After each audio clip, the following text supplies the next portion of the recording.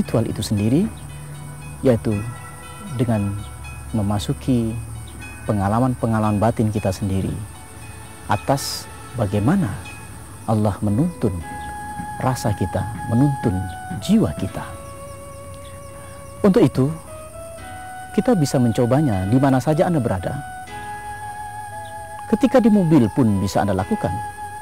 Ketika Anda setelah melakukan sholat, sebagaimana dikatakan Al-Quran, فَإِذَا قَضَيْتُمُ الصَّلَاةَ فَاذْكُرُوا اللَّهَ قِيَامًا وَقُعُودًا وَعَلَى جُنُوبِكُمْ فَإِذَا اطْمَأْنَنْتُمْ فَأَقِيمُوا الصَّلَاةَ. Apabila engkau telah selesaikan sholat, maka jangan lupa ingat Allah, posisi berdiri, posisi berduduk, maupun berbaring, sampai mendapatkan suatu keadaan yang aman, tenang, tentram, maka lalu lakukanlah sholat kembali. Hal ini zikir yang kita lakukan, zikir yang bersifat bebas, menjelang tidur ataupun dalam waktu keadaan rileks. Bagaimana kita melakukan zikir itu sendiri? Yaitu caranya adalah di dalam diri kita sadari kembali bahwa sang aku tadi, sang aku berasal dari Allah. Sang aku inilah yang memulai berangkat menuju Allah. Seperti halnya atau bayangan kita adalah saat kita dipanggil Allah, saat bayangan kita berada di tempat yang sangat tragis atau mengalami kesulitan di tengah lautan, maka rasa jiwa kita itulah yang menggebu-gebu mengarah kepada Allah. Hanya Allah, hanya Allah, hanya Allah yang kita akan tuju. Jadi sikap ini pun dilakukan oleh Bilal, yaitu saat beliau ditekan oleh majikannya untuk keluar dari Islam. Tapi beliau tetap bertahan dengan mengucapkan Ahad, Ahad, Ahad, Ahad. Sang Ahad inilah tujuan daripada Bilal, yaitu yang satu, yang maha tunggal, yang maha esa. Ini yang suatu kekuatan Bilal, sehingga beliau mampu mengatasi kesulitannya, baik fisik maupun rohaninya. Sikap totalitas inilah yang kita lakukan sekarang.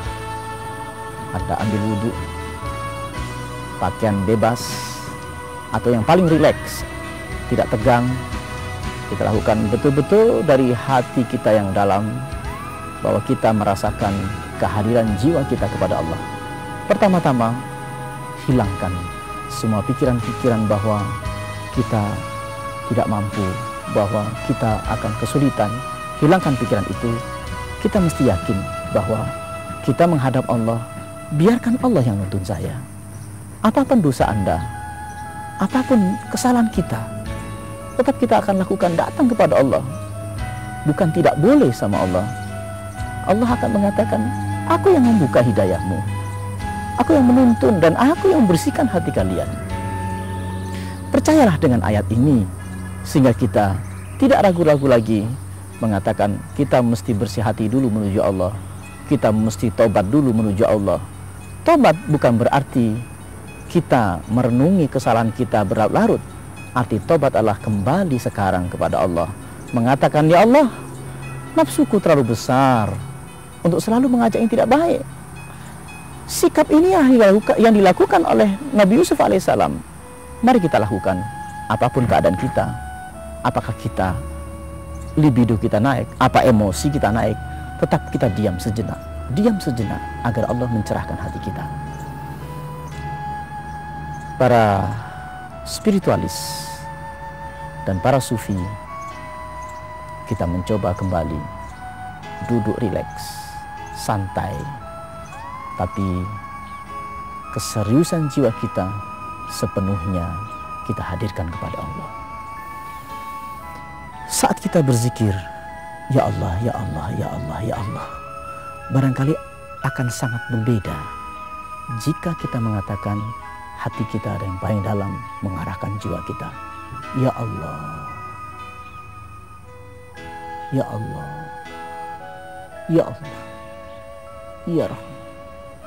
Akan sangat berbeda ketika ada kesulitan nantinya. Barangkali begini sangat sulit, karena kita menunduk, kemudian otak kiri kita yang mungkin bekerja, yaitu otak hitungan yang bekerja, tapi yang holistik tidak berjalan. Yang holistik ini adalah wilayah atau daerah yang mempunyai sensor, yang mempunyai naluri untuk berketuhanan, yaitu intuisi dan spiritual.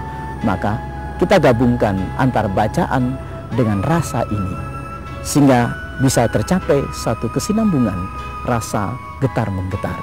Namun kalau kita lakukan hanya ya Allah, ya Allah, ya Allah, ya Allah, ya Allah, biasanya gagal.